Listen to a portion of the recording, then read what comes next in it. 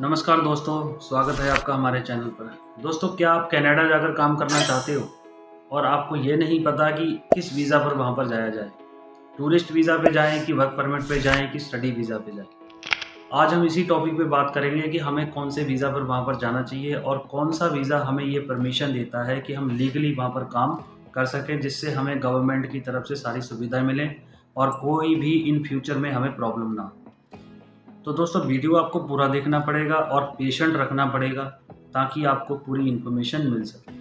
आपके भाई के 1000 सब्सक्राइबर होने वाले हैं, आपकी सपोर्ट हमें चाहिए। चैनल को सब्सक्राइब कर देना और कमेंट ज़रूर करना कि आपका कोई सवाल है तो हमें पूछ सकते हो, हम आपका रिप्लाई ज़रूर करेंगे। तो दोस्तों, सबसे पहले मैंने 3 वीज़ा आपको बताए हैं। सबसे पहले हम बात करते हैं टूरिस्ट वीज़ा की, और उसके बाद बात करेंगे हम स्टडी वीज़ा की, और लास्ट में हम बात करेंगे वर्क वीज़ा की। तो दोस्तों, सबसे पहले हम बात करते हैं टूरिस्ट वीज़ा की कि टूरिस्ट वीज़ा है क्या।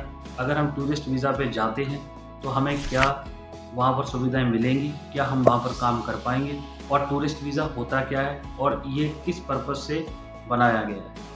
तो दोस्तों, वीडियो को सही से देखना। तो आइए बात करते हैं। तो दोस्तों देखो, अगर आप कनाडा जाकर काम करना चाहते हो तो पहले तो आपको ये डिसाइड करना होगा कि अगर आप वहाँ पर काम करना चाहते हो या घूमने जाना चाहते हो या पढ़ने जाना चाहते हो तो आप किस कैटेगरी में आओगे।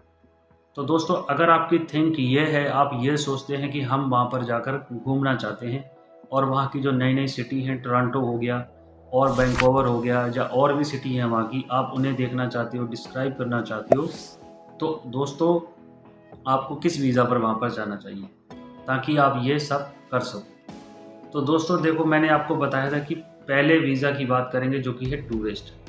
तो दोस्तों, टूरिस्ट वीज़ा ये होता है, ये आपको एक लीगली परमिशन ये देता है कि अगर आप एज अ वेकेशन किसी भी कंट्री में जा रहे हो, चाहे वो कनाडा हो चाहे वो और कोई कंट्री हो, हम बात कर रहे हैं कनाडा की तो हम कनाडा पे ही फोकस करेंगे। तो अगर आप टूरिस्ट वीज़ा पे कनाडा जा रहे हो और आप ये थिंक रख कर जा रहे हो कि मैं वहाँ पर काम करूँगा, तो दोस्तों आप ये थिंक अपनी हटा दीजिए, क्योंकि आपको हो जाएगी प्रॉब्लम। अगर आप ये थिंक रख कर वहाँ पर जाते हो, आपका जो सपना है वो पूरा नहीं होगा। क्योंकि टूरिस्ट वीज़ा जो होता है वो सिर्फ आपको ये परमिशन देता है कि आप यहाँ पर आकर सिर्फ घूम सकते हो, अपने रिलेटिव से मिल सकते हो और आप कोई बिजनेस मीटिंग के लिए वहाँ पर जा सकते हो। आप वहाँ पर लीगली काम नहीं कर सकते, क्योंकि किसी भी देश की जो इमिग्रेशन गवर्नमेंट डिपार्टमेंट होता है वो आपको परमिशन नहीं देता है कि इस वीज़ा पर आकर तुम काम करो। मैंने क्लियर कर दिया फंडा। क्योंकि अगर आप कनाडा जाकर आपकी थिंक है कि हम वहाँ पर काम करना चाहते हैं, तो इसके लिए भी हम बात करेंगे कि आगे कौन सा वीज़ा है, ठीक है। अभी मैंने टूरिस्ट वीज़ा के लिए आपको समझाया कि टूरिस्ट वीज़ा पर अगर आप जाते हो तो सिर्फ आप वेकेशन कर सकते हो, वहाँ की सिटी देख सकते हो, रिलेटिव से मिल सकते हो और कुछ बिजनेस मीटिंग कर सकते हो, लेकिन आप वहाँ पर काम नहीं कर सकते, ठीक है। ये क्लियर हो गया टूरिस्ट वीज़ा का। टूरिस्ट वीज़ा पे आपको गवर्नमेंट परमिशन नहीं देती है, ठीक है। अब बात करते हैं हमारी जो दूसरे वीज़ा की, जो कि है स्टडी वीज़ा। अब देखो, इससे सुनने में ही आ रहा है कि स्टडी वीज़ा का मतलब क्या होता है, पढ़ना लिखना, ठीक है। अगर आप इंडियन हो, अगर आप किसी कॉलेज में पढ़ाई कर रहे हो, फॉर एग्ज़ाम्पल अगर आपके पेरेंट्स कहते हैं कि हम आपको विदेश भेजना चाहते हैं, विदेश में पढ़ाना चाहते हैं, तो सिर्फ आपका पर्पस, आपके जो पेरेंट्स हैं, आपका जो खुद का पर्पस है, सिर्फ वहाँ पर स्टडी करना है। तो आप अगर किसी भी देश में जा रहे हो, अब हम कनाडा की बात कर रहे हैं, तो अगर आप कनाडा में जा रहे हो एज अ पढ़ने जा रहे हो, तो दोस्तों आपको कौन से वीज़ा की ज़रूरत होगी, तो आपको स्टडी वीज़ा की ज़रूरत होगी। तो दोस्तों, स्टडी वीज़ा पे अगर वहाँ पर जा रहे हो तो आप स्टडी वीज़ा पे जा सकते हो, लेकिन वहाँ पर आपको फुल टाइम काम करने की परमिशन नहीं मिलेगी। हाँ, ये है कि आप अपनी फ़ीस का एक्सपेंस निकाल सकते हो। कुछ जो आपके कॉलेज के थ्रू आपका जो वीज़ा प्रोवाइड कराया जाएगा वहाँ पर, वो कॉलेज आपको कुछ घंटे की परमिशन देगा कि आप वहाँ पर काम कर सकते हो, ताकि आपका जो एक्सपेंस मैनेज हो सके। हाँ, फुल टाइम आप जॉब नहीं कर सकते। इसमें भी हम बात करेंगे, जो हमारा अगला वीज़ा है उस पर बात करेंगे, ठीक है। तो स्टडी वीज़ा का पर्पस ये होता है कि आप वहाँ पर जाकर सिर्फ पढ़ सकते हो, आप वहाँ पर फुल टाइम काम नहीं कर सकते हो। आपको कम से कम 6-7 घंटे वहाँ पर पढ़ना पड़ेगा। उसके बाद आपको 3-4 घंटे कॉलेज की तरफ से अगर आपको प्रोवाइड कराए जाते हैं, वो भी कॉलेज की मर्ज़ी होगी तब। Otherwise you can't do their full-time job. Okay, it can't be possible. If college will permission you, then you will be able to work there, otherwise you cannot work. Understand? तो इस बात का खासकर ध्यान रखें, स्टडी वीज़ा पे आप full time वहाँ पर जॉब नहीं कर सकते। तो मैंने ये क्लियर कर दिया फंडा कि स्टडी वीज़ा क्या पर्पस है और टूरिस्ट वीज़ा का क्या पर्पस है। ठीक है, अब हमारे जो तीसरे वीज़ा की हम बात कर रहे हैं दोस्तों, तीसरा वीज़ा जो हमारा आ जाता है वर्क परमिट। अब आपको सुनने में ही लग रहा होगा कि वर्क परमिट, वर्क का मतलब क्या होता है कि जैसे कोई काम करना, जैसे मैं ये वीडियो बना रहा हूँ तो ये मैं काम कर रहा हूँ, आप कहीं भी वर्क करते हो तो वो काम होता है।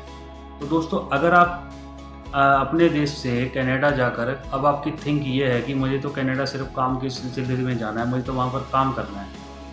अगर आप टूरिस्ट वीज़ा अप्लाई करोगे, स्टडी वीज़ा अप्लाई करोगे, तो क्या आप वहाँ पर काम कर पाओगे? It can not be possible, ये नहीं हो सकता। क्योंकि अगर आप वहाँ पर जाकर टूरिस्ट वीज़ा पे काम करते हो और आपको इमिग्रेशन जब परमिशन नहीं दे रहा है, तो जब आप पकड़े जाते हो तो आपको सीधा वहाँ से डिपोर्ट होते हो, फिर आपको परमानेंटली कनाडा से बैन कर दिया जाएगा 5-6 साल के लिए।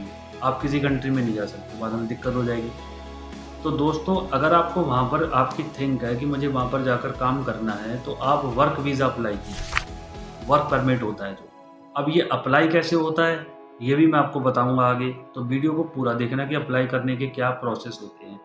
इस पहले ये समझो कि जो वर्क परमिट होता है, इस पे आपको काम करने की फुल टाइम परमिशन वो गवर्नमेंट डिपार्टमेंट जो कनाडा का होगा वो देगा, क्योंकि ये एम्प्लॉयमेंट वीज़ा होता है। आप खुद सुनने में भी आ रहा है एम्प्लॉयमेंट वीज़ा, जो कि काम की परमिशन देता है। कोई भी किसी आउट ऑफ कंट्री से आकर किसी भी कंट्री में काम करता है तो वो वर्क परमिट के थ्रू ही काम कर पाएगा, अदरवाइज़ वो नहीं कर पाएगा। तो दोस्तों अगर आप कनाडा जा रहे हो तो फिर आप काम के सिलसिले में जा रहे हो, आपका पर्पस यही है कि मुझे वहाँ काम करना है, तो आप वर्क वीज़ा पे जाइए। ठीक है दोस्तों, तो मैंने क्लियर कर दिया कि वर्क परमिट पे जाओगे तो आप आसानी से काम कर पाओगे, आपको कोई भी दिक्कत नहीं होगी। आपको सारी वहाँ पर कनाडा की जो गवर्नमेंट है वो उनकी तरफ से जो भी बेनिफिट्स एक वर्कर को दिए जाते हैं वो आपको सारे मिलेंगे।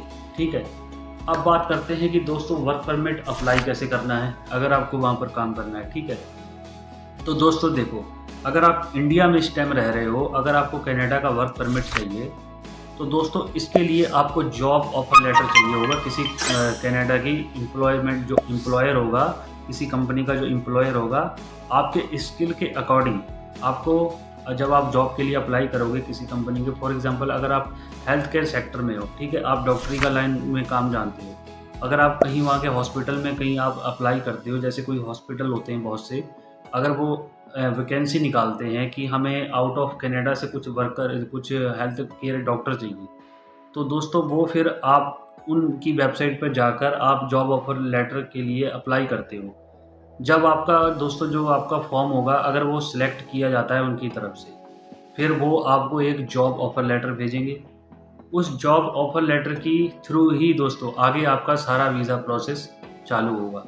तो दोस्तों ये सारी जो रिक्वायरमेंट्स होंगी उनके थ्रू ही चालू की जाएंगी, उसके बाद ही आपकी जो इमिग्रेशन में बायोमेट्रिक वगैरह सारे आगे डॉक्यूमेंटेशंस सारे कंप्लीट कराकर तब आपका वर्क परमिट इशू किया जाएगा, तब आपको यहाँ से वहाँ पर बुलाया जाएगा और आप लीगली तरीके से वहाँ पर काम कर पाएंगे। और सारी जो भी आपकी जिम्मेदारी होगी वो जिस सेक्टर में आप जा रहे हो उनकी जो होगी, और आपको सारी सैलरी, रहन सहन, अकोमोडेशंस सारा वो प्रोवाइड कराएंगे जिसके थ्रू आप जा रहे हैं। ठीक है, तो ये ऐसे अप्लाई होता है। ओके, जॉब ऑफर लेटर चाहिए होगा, आपका पासपोर्ट 6 मंथ वैलिड चाहिए होगा, आपकी कुछ बैंक स्टेटमेंट चाहिए होंगी, और आपका एक बॉडी चेकअप का मेडिकल पेपर चाहिए होगा, जिससे आपको ये पता लगे कि आपकी बॉडी में कोई भी डिफेक्ट नहीं है। ये सारे डॉक्यूमेंटेशंस आपके पास कंप्लीट होने चाहिए, एक पुलिस वेरिफिकेशन रिपोर्ट होनी चाहिए, ताकि आपकी कंट्री में आपके ऊपर कोई केस नहीं है। तो मैंने दोस्तों क्लियर कर दिया सारी। अब आपको समझ आई गई होगी कि स्टडी वीज़ा क्या होता है, टूरिस्ट वीज़ा क्या होता है और वर्क परमिट क्या होता है, और किस पर्पज़ से किस वीज़ा पे वहाँ पर जाना चाहिए। तो दोस्तों वीडियो मैंने बहुत ही यूनिक तरीके से बनाया और बहुत बारीक तरीके से समझाया, तो आपका भी फ़र्ज़ बनता है कि ये इन्फॉर्मेशन को अपने दोस्तों के साथ शेयर करें और चैनल को सब्सक्राइब ज़रूर करें, ताकि मेरे 1000 कंप्लीट सब्सक्राइबर हो सकें। और कमेंट में भी ये बताइए कि मैंने जो इन्फॉर्मेशन दी है बिल्कुल सही है या गलत। आप हमें ज़रूर बताइए, क्या नाम लेते हैं, ताकि हमें भी आगे सीखने को मिले। क्योंकि जब हमारा कोई ऑडियंस व्यूवर्स अगर हमें कमेंट करता है तो हम उसका रिप्लाई ज़रूर करते हैं। तो चैनल को सब्सक्राइब करना ना भूलें, दोस्तों के साथ शेयर कर देना वीडियो, ठीक है। तो दोस्तों मिलते हैं अगले वीडियो में, तब तक के लिए धन्यवाद।